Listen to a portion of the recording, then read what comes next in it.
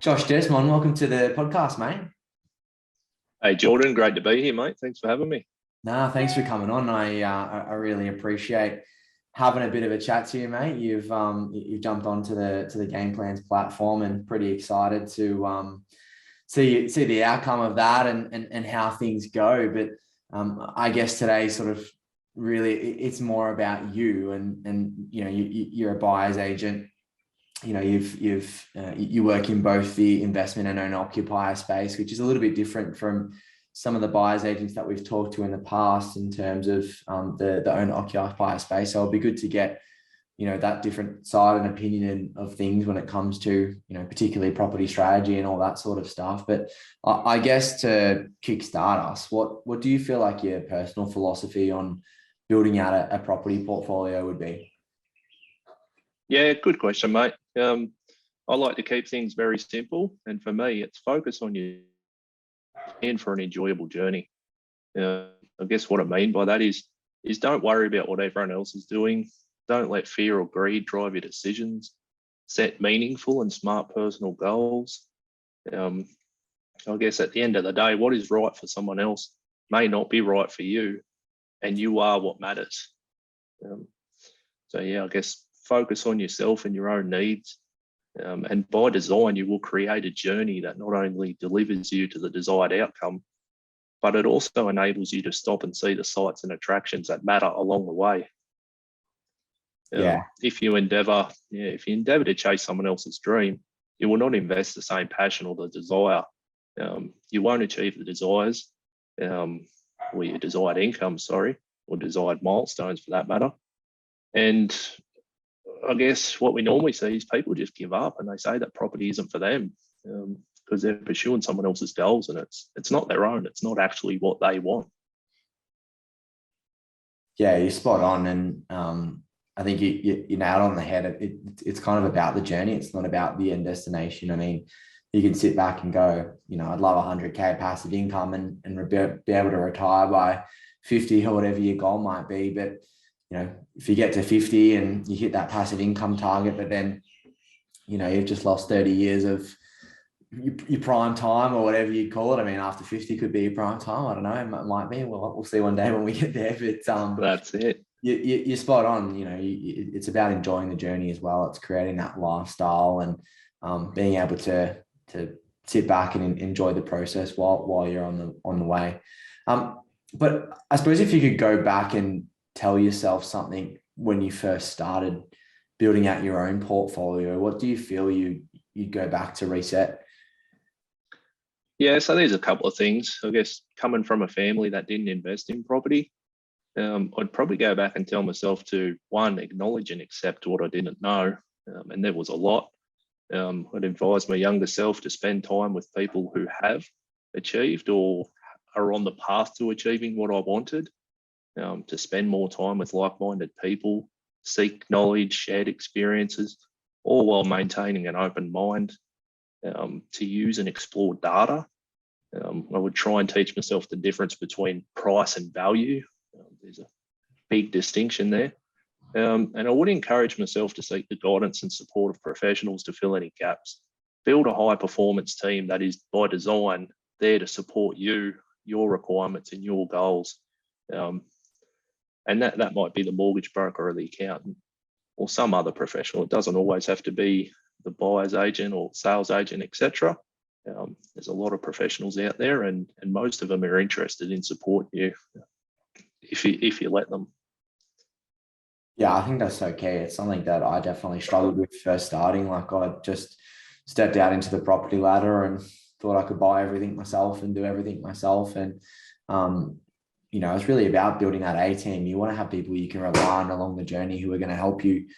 At the moment, my accountant and my mortgage broker are talking together to get funding for a new property. And it's not, if I hadn't built those connections early and made sure that they were suitable for each other and were working in my best interest, you kind of get stuck along the journey, which I think is super important.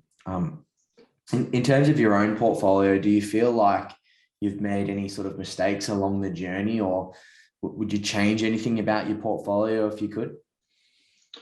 Yeah, absolutely. I've made a number of mistakes. one of my earliest and probably the most telling mistake was buying my first 2 investment properties in my own backyard. I guess not only would I change it, I'm planning to. I normally wouldn't recommend selling real estate.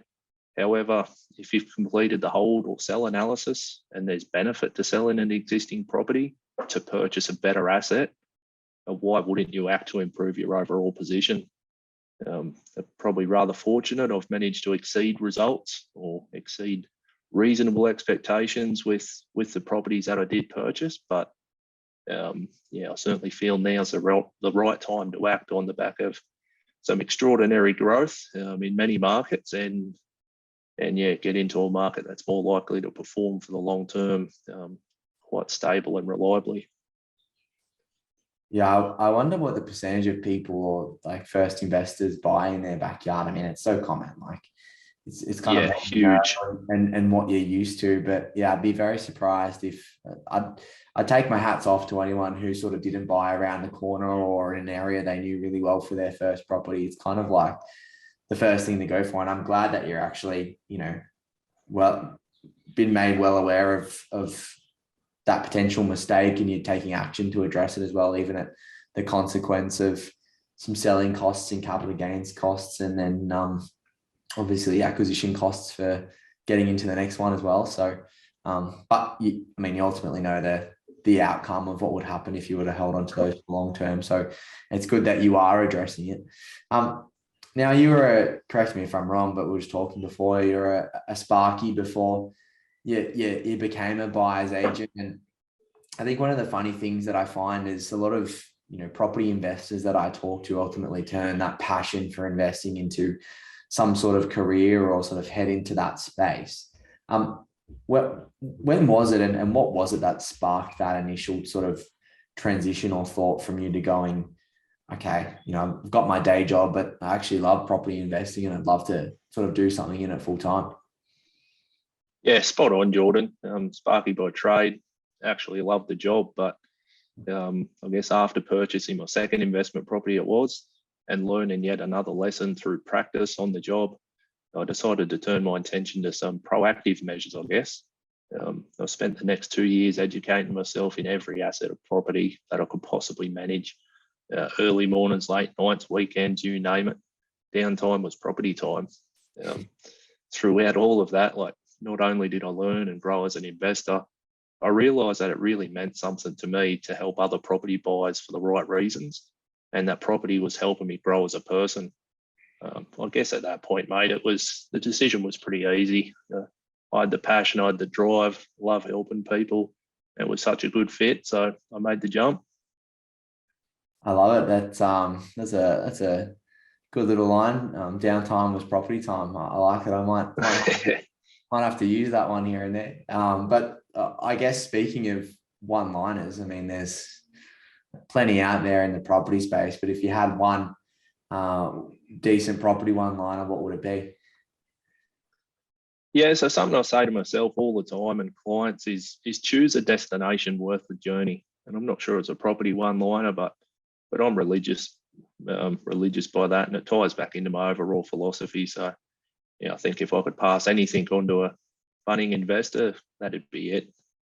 Yeah, spot on. And to break that down, it's simply, aim for something that's going to be enjoyable along the process. If you aim for something that's too extreme or might put you in an awkward or unsustainable situation, then the journey might be a little bit rough. So I think you're spot on there, and I think that's a great little one-liner. It's actually one I haven't heard before. So I'll let you coin that one from now on, Josh. Perfect, mate. Yeah, like I said, I don't know if I've heard it before either, but yeah, it just sings to me. Like, property's a long-term game, right? And you're in it for the journey is most of the trip. So make sure you enjoy the journey. I love it, mate. Well, thanks for coming on and sharing a bit of your story and your personal philosophy and everything else like that. Was great having a chat to you, mate, and hopefully we'll hear from you soon. Absolute pleasure, Jordan. Enjoy. Catch you, mate.